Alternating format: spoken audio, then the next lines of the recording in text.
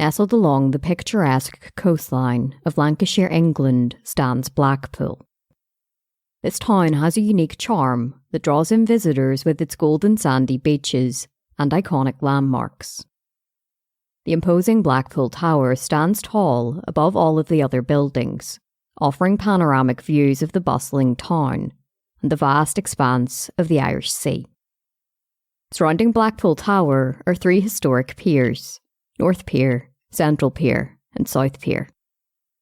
Each of these piers are teeming with amusements, ranging from traditional arcade games to roller coasters and shows. Over the past couple of decades, however, Blackpool has seen a decline in its once bustling tourism industry. The decline is attributed to various factors, including shifting holiday preferences, as more people opt for foreign travel, along with the rise of budget airlines offering cheap packages.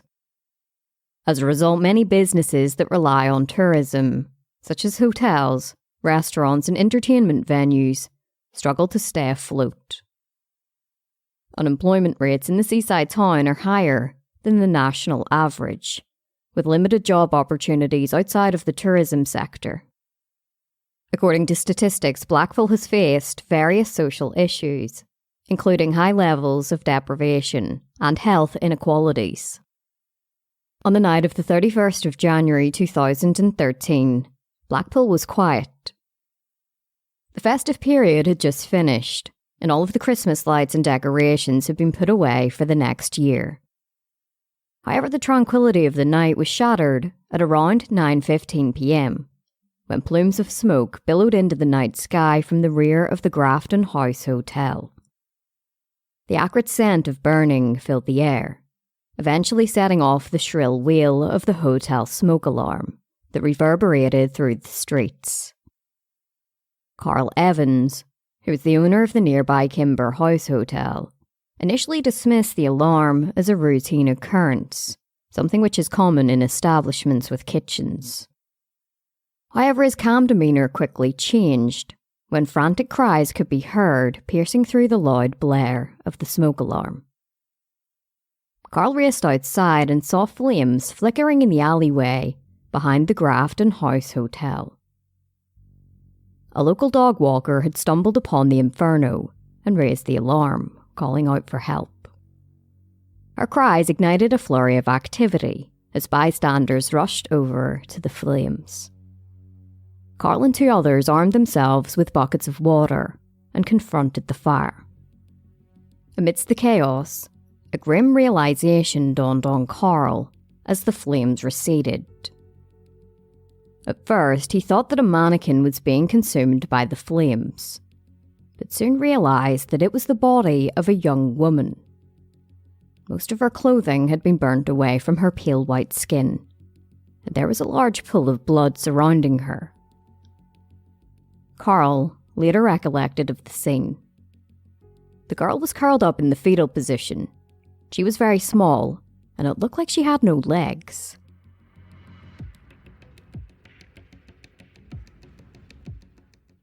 Sasha Marsden was born on the 7th of May 1996 to parents Gary and Jane. When Sasha was 8 years old in 2004, the Marsden family moved from Bolton to the village of Staining, close to the seaside resort of Blackpool. As the youngest out of 5 children, Sasha had confidence from a young age. Her brother Thomas said of her, "Sasha was an adorable little sister and was never afraid to put her opinions across, no matter what the situation was." According to her mother, Sasha was the cheeky member of the family. She was a spirited soul who held her own among her older siblings. As Sasha developed into her teenage years, her desire for independence grew, a common trait among adolescents on the cusp of adulthood. Like many teenagers, she sought more time with friends and felt the occasional embarrassment of being seen with her parents. However, Gary and Jane understood this phase of Sasha's development. They supported her desires for freedom, readily chauffeuring her to outings with her friends, whether it be trips to the cinema or shopping excursions. Beneath her independent facade, Sasha was said to have a heart of gold. She was known for her unwavering loyalty to both her friends and her family. As her friend Angel French recalled, she was always there for you and making you laugh when you didn't want to. Her mother Jane said of her, "Well, we loved her, faults and all. She was our daughter and our baby. She could help anybody out with anything, she would. And that was Sasha." By the age of 14, Sasha had developed a preference for the vibrant atmosphere of Blackpool over the quaint confines of her home village, Staining. After school, she and her friends would frequent the town, enjoying the amusements and idling away time on the pier. One fateful day in July of 2010, however, Jane received a distressing call from police while at home. They informed her that her daughter was at the police station. Sasha and one of her friends had encountered a 22-year-old man in a local park who offered them some vodka. Since Sasha had never drank alcohol before, she quickly passed out and the man raped her. Sasha's friend later said that he couldn't intervene because the older man was much larger than him and he didn't know what to do. Fortunately, 2 bystanders intervened, coming to Sasha's aid and calling the police. The 22-year-old man was arrested, and he was ultimately convicted for his attack on Sasha, and received a sentence of 5 years and 4 months behind bars. The terrifying incident left an enduring impact on Sasha. The transition from a trusting young girl to a deeply embittered teenager was swift for Sasha. Struggling to reconcile with the trauma she endured, she became a target for bullies at school. To cope with her overwhelming emotions, Sasha began skipping classes, turning to heavy drinking, and engaging in self-harm. To escape her turmoil, she started running away from home. In 2012, Sasha's disappearance sparked a nationwide search after she vanished from home. A week later, she was discovered some 300 miles away in Suffolk, having left with a boy named Danny, who was 2 years her senior. However, by the subsequent year, Sasha's life had finally begun to stabilise. She enrolled in Fylde College to pursue childcare studies. At college, Sasha was recognised for her kind nature and her concern for her peers. She was diligent in her studies and was eagerly anticipating a forthcoming work placement and progression to level 2 in her college course. Sasha had aspirations of a career in childcare, and she sought financial independence from her parents. Then in January of 2013, a friend of a friend informed Sasha that she could apply for a part-time cleaning job at a hotel in Blackpool. The opportunity was perfect for Sasha, as the part-time hours accommodated her college schedule. On the 28th of January, Sasha's father, Gary, dropped her in the heart of Blackpool. She wasn't sure of the hotel's exact location, so had arranged to meet the manager on the high street for guidance. Around half an hour later, Sasha called her father and requested he pick her up from where he had dropped her off. Bursting with excitement, Sasha informed her father that her trial run at the hotel had been successful. She had efficiently made up a couple of beds, earning £10 from the manager. Gary and Jane were elated for their daughter, especially considering the challenges she had faced in recent years. It seemed that Sasha had overcome her past trouble, transitioning into an independent young woman poised to pursue her ambitions. Sasha's very first shift at the hotel was scheduled for the 31st of January. That morning, she attended college as usual.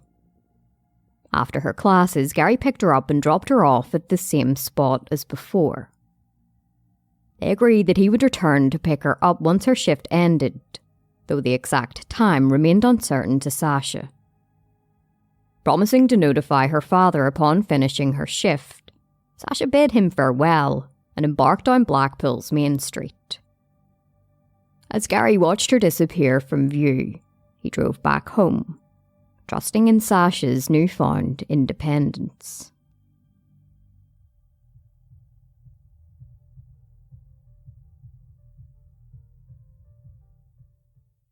As the hour slipped by, Gary anxiously awaited a text from Sasha, signalling that it was time to pick her up. As dinner approached, he reached out to inquire about her expected finish time, but received no reply. The family assumed that Sasha was engrossed in her duties, but they anticipated her return by 8:30 p.m. at the latest. They were aware that she had plans to attend a party with her boyfriend that night, but Gary and Jane grew increasingly easy as the clock ticked past 8:30 without word from Sasha. Concerned for their daughter's well-being, Gary and Jane contemplated driving into Blackpool to search for her, but they weren't sure which hotel she was working at. They contacted Sasha's boyfriend Danny, who mentioned that the hotel manager was a man named David.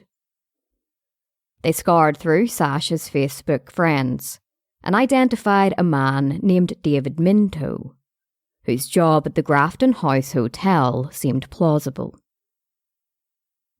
Gary and Jane embarked towards the Grafton House Hotel, located near Blackpool's promenade. When they arrived, David Minto confirmed that Sasha was working there, but he said that she had left hours earlier, claiming that she intended to meet her father in town. Gary and Jane were concerned about the possibility of an accident, so reached out to local hospitals, yet Sasha wasn't there. With all of their options exhausted, Gary and Jane called police to report their youngest daughter as missing.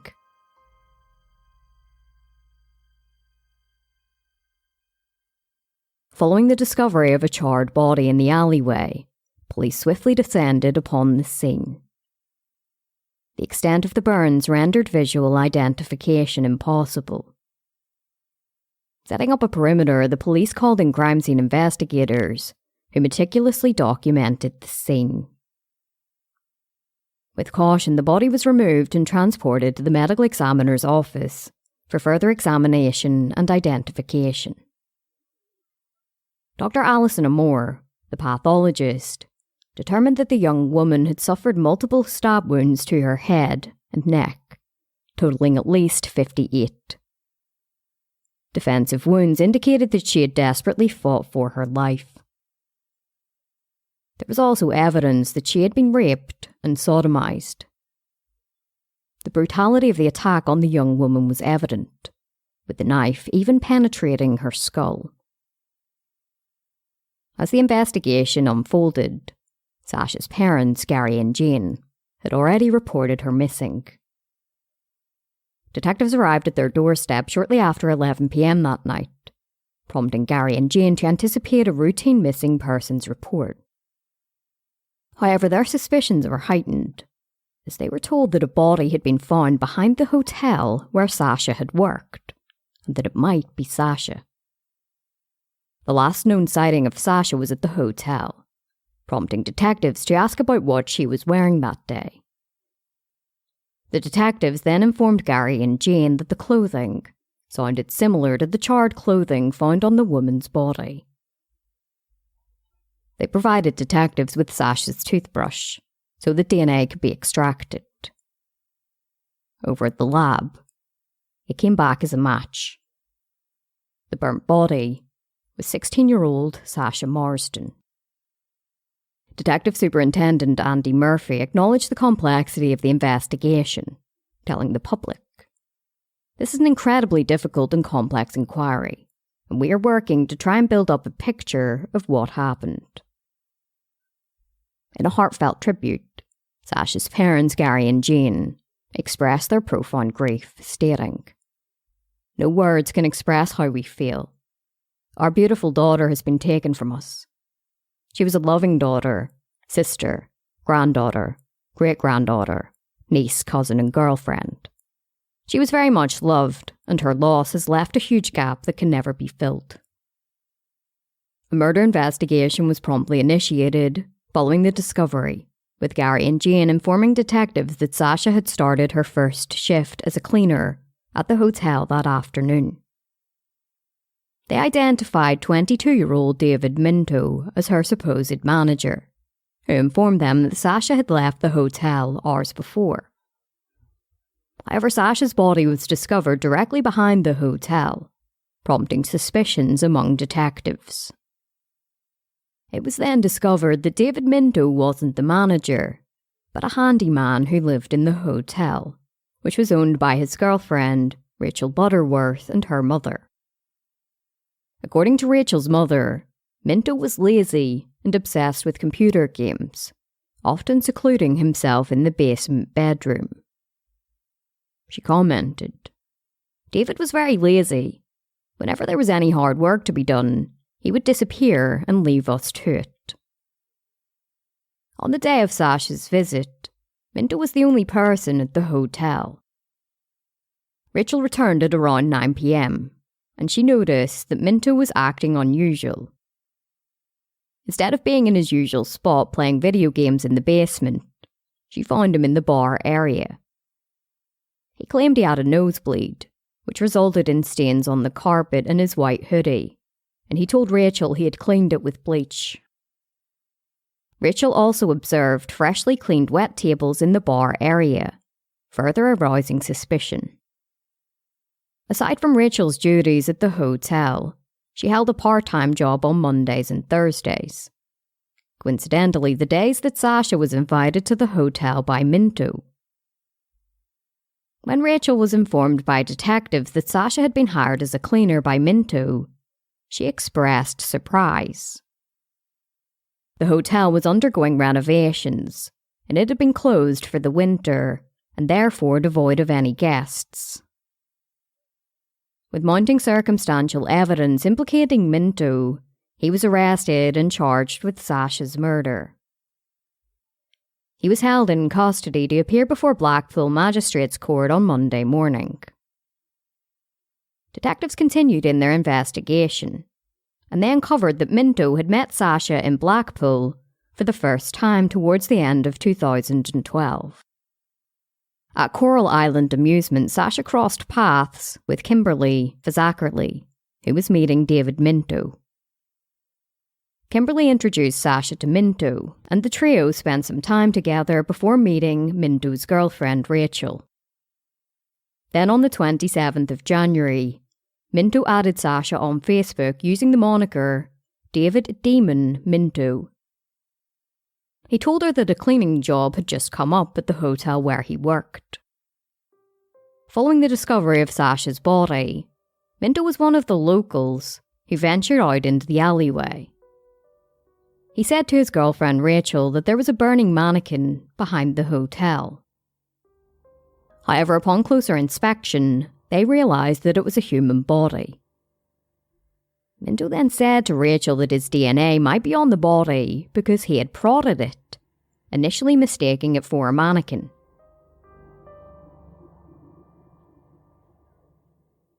After Minto's arrest, forensic experts meticulously searched the Grafton House Hotel and its surroundings. Sasha's blood was discovered on Minto's clothing, scattered throughout the hotel, and on a kitchen knife. In the bathroom, attempts to flush Sasha's jewellery and earrings down the toilet were evident, and her DNA was discovered in the bathtub.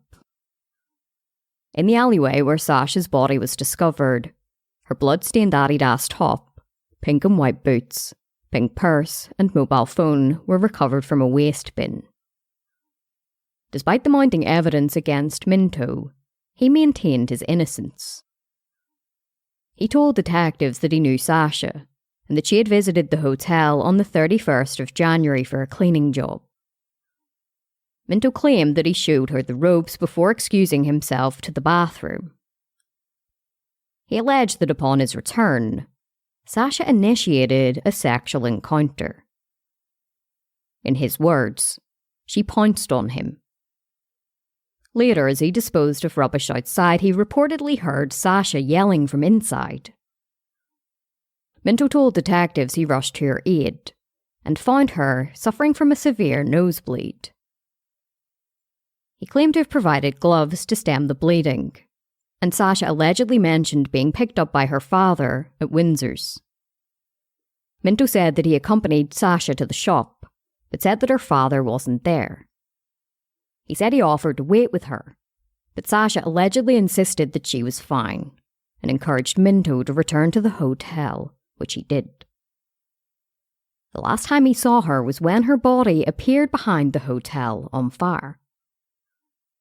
Minto's arrest didn't shock everybody who knew him, including Kimberly, who had introduced Minto to Sasha.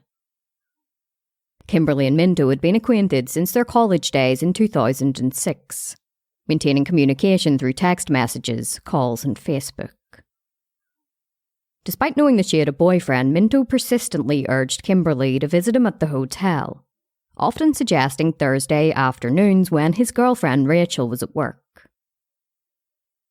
On the 27th of January 2014, just 4 days before Sasha's murder, Kimberly decided to visit Minto at the hotel. Initially, the visit appeared ordinary as Minto gave her a tour of the hotel, showcasing various areas including the bedrooms, bar, and the room he shared with Rachel. However, things took a disturbing turn when they entered the bedroom, and Minto behaved inappropriately towards Kimberly. He began trying to sexually touch her, and when she demanded that he stop, he didn't stop until she managed to break free. Kimberly chose not to disclose this incident to anybody, leaving Sasha unaware when she later visited the hotel. Following Kimberly's departure from the hotel that afternoon, Minto reached out to Sasha via Facebook, offering her the job at the hotel. On the 27th of February, hundreds of people packed into St. Chad's Church in Poulton to say one final goodbye to Sasha. Most of the people in attendance wore pink or purple, Sasha's favourite colours. As Sasha's coffin was carried into the church, Swedish House Mafia's "Don't You Worry, Child" emanated from the speakers. In a poignant letter that was read aloud by Reverend Martin Keeley, Sasha's best friend, Angel, said, "Sasha Marsden was more than a friend to me. She was a sister and a protector. She was always there for me and never gave up." Poems were also read aloud by Sasha's aunts, with one Aunt Gail referring to her as the brightest star. The grief on her face was palpable as she said, "Some things can't be mended. A link in the chain of a large loving family that will never be the same." After the funeral, David Minto pleaded not guilty to Sasha's murder and was ordered to stand trial.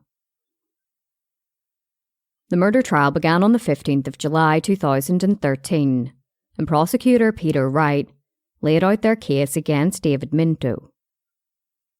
He said that Minto had lured Sasha to the Grafton House Hotel on Kirby Road, under the pretext that she would be working there as a cleaner. The prosecutor said that Minto was not in the position to hire anybody at the hotel, and had kept his meeting with Sasha a secret from his girlfriend. Once Sasha was at the hotel, Minto turned on her. The prosecutor believed that she had rebuffed his advances, much like Kimberly a couple of days beforehand, and that he then attacked her from behind with a kitchen knife as she attempted to leave. Prosecutor Wright stated, "There were a large number of wounds to her fingers, hands and forearms, which were entirely consistent with what are known as defensive wounds." In other words, Sasha had struggled ferociously with her assailant in a vain effort to save her own life. Sasha had then been raped and sodomized as she lay dying or was already dead. The prosecutor said that Minto then wrapped Sasha's body in a bin bag, carpet and underlay and moved her to the alleyway at the back of the hotel where he set her alight.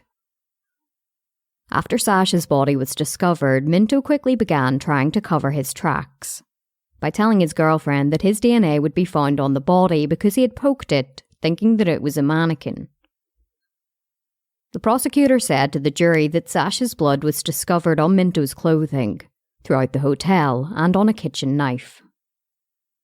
In the alleyway where she was found, her blood-stained Adidas top, pink and white boots, pink purse and mobile phone were discovered in a waste bin. Testimony got underway promptly, with various witnesses testifying about the fire behind the hotel.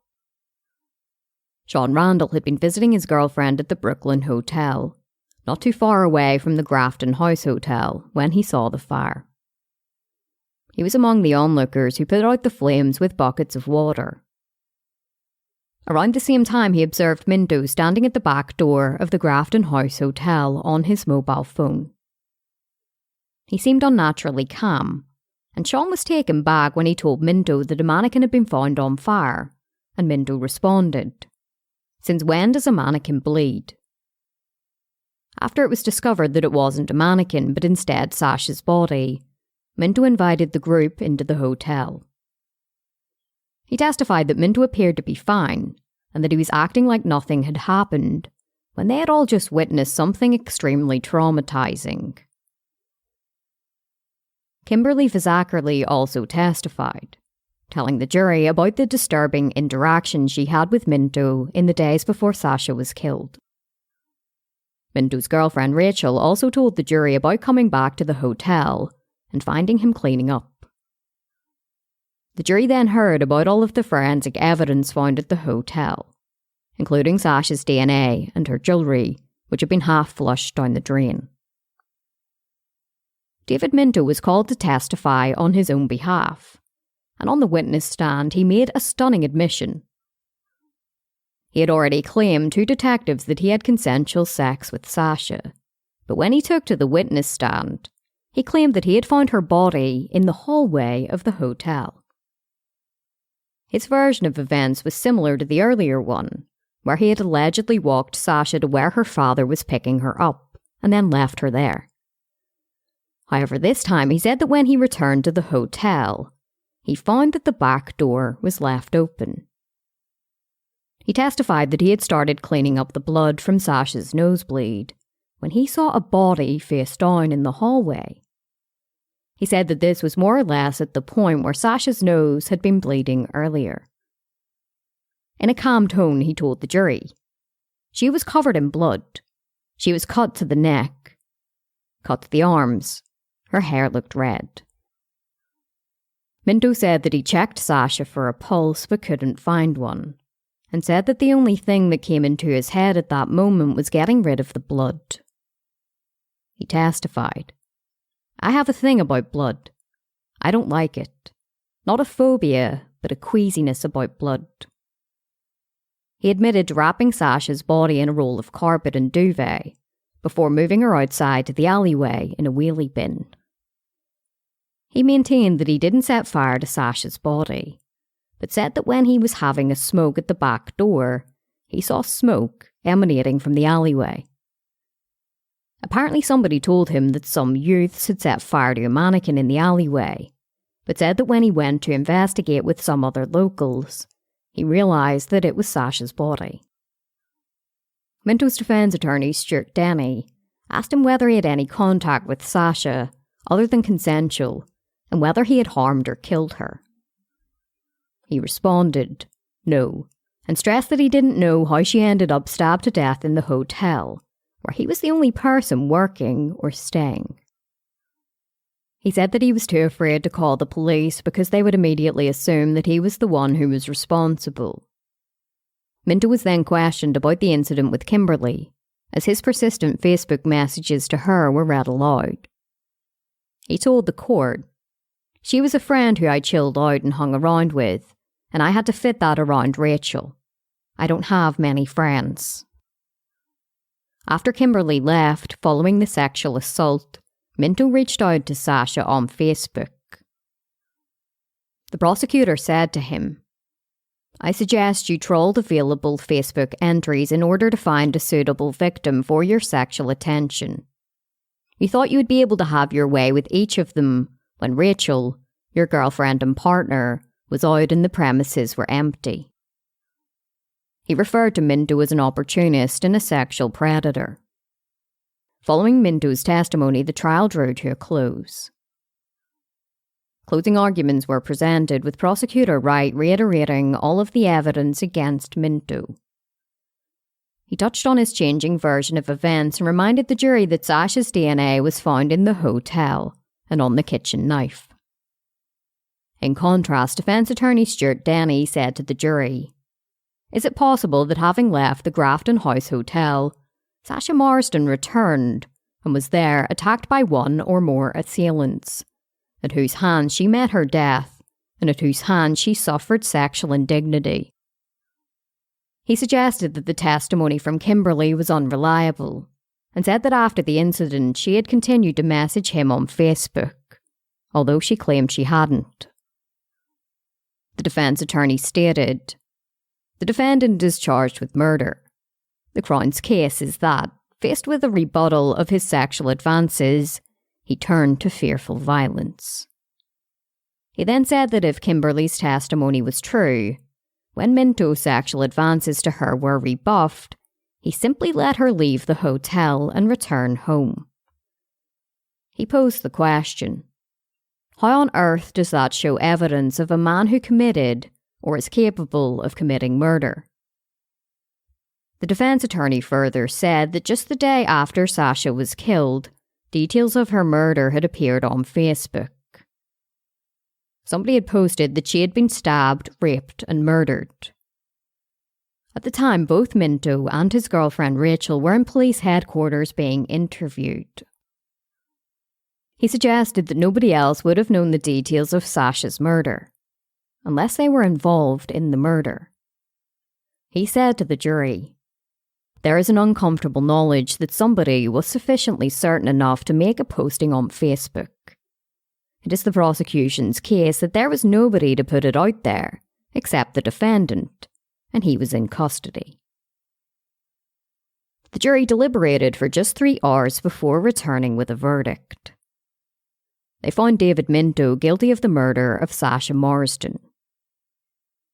The sentencing phase followed with Judge Anthony Russell telling Minto, "At your hotel you murdered her in the most brutal fashion.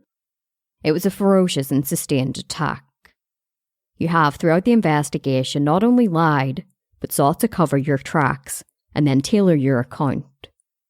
You have shown a degree of low cunning, but it was easily seen through."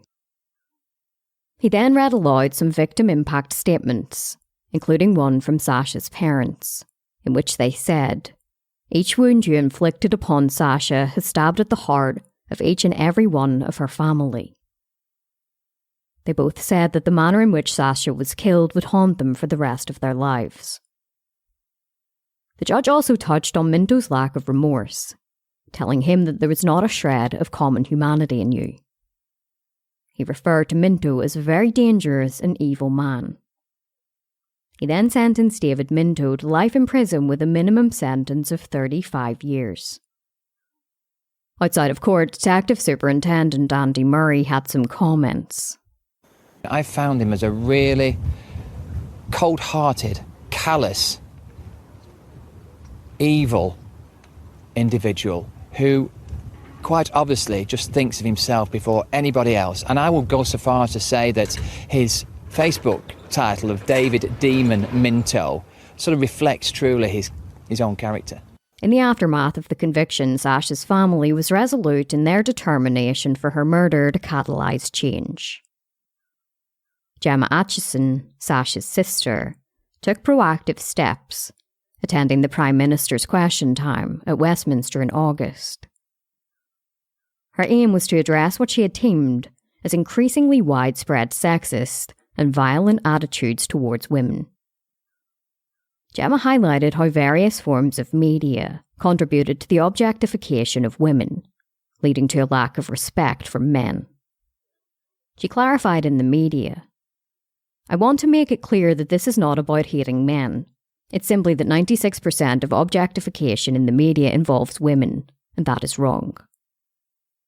The family also initiated fundraising efforts for the Lancashire Safe Centre, a facility offering forensic medical examinations and support to individuals who report rape or sexual assault. Their campaign garnered over £2,000, which was utilised to purchase personal rape alarms. Then in January of 2014, David Minto appealed his minimum sentence, but the appeal was denied. The following month, Gemma launched a petition advocating for improved sex education in schools. This initiative arose shortly after the House of Lords rejected a proposal for a mandatory personal, social and health education programme in state-funded schools.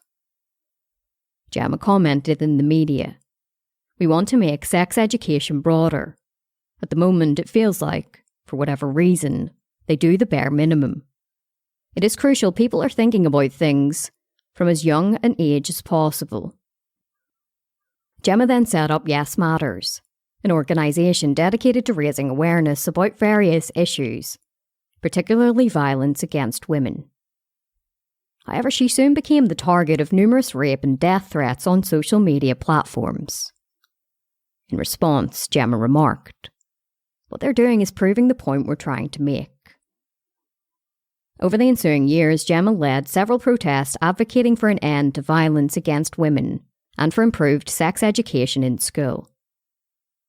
On the 10th anniversary of Sasha's murder, her family campaigned for Minto to receive a life sentence, arguing that according to sentencing guidelines, he should have been given a whole life order. They also called for legislative changes allowing families to appeal sentences for an extended period. Under current laws, families only have 28 days to appeal, a time frame deemed inadequate by Sasha's family. They argued that the narrow window fails to account for the grief and trauma endured during the trial.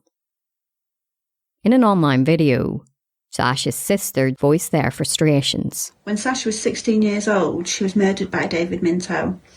David Minto lured her to the hotel by promising her a job. Once she got there, he attacked her from behind, stabbing her 57 times just to the back of the head and over 100 times to her head, face and neck. While she lay dying, David Minto then raped her. David Minto was sentenced to 35 years in prison, but we've since found out that he actually met the criteria for a whole life order. But when our family have tried to appeal this sentence, we've been told that we should have applied within 28 days from sentencing, otherwise we no longer have the right to appeal.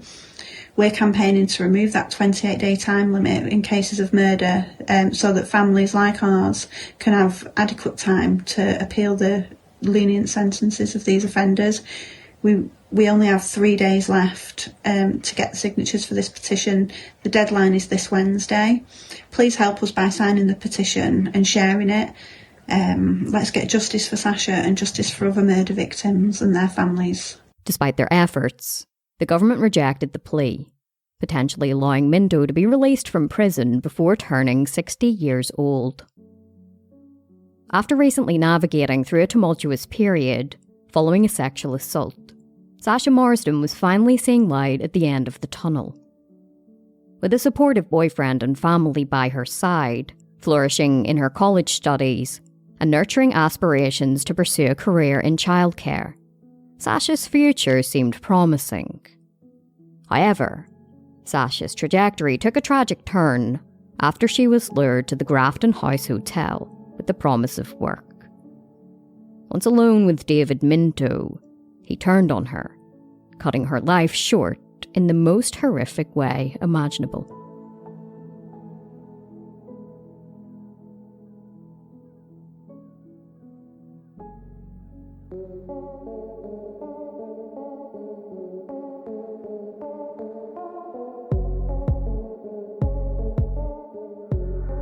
Well, besties, that is it for this episode of Morbidology.